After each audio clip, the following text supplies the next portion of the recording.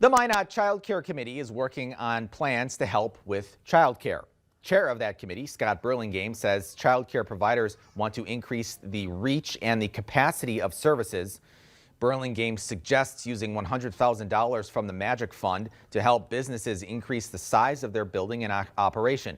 He also suggested using $50,000 in grants to help employers with training and a possible increase in wages.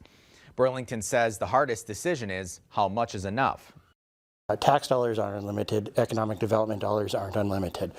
But I do think that we can have a discussion and prioritize this program.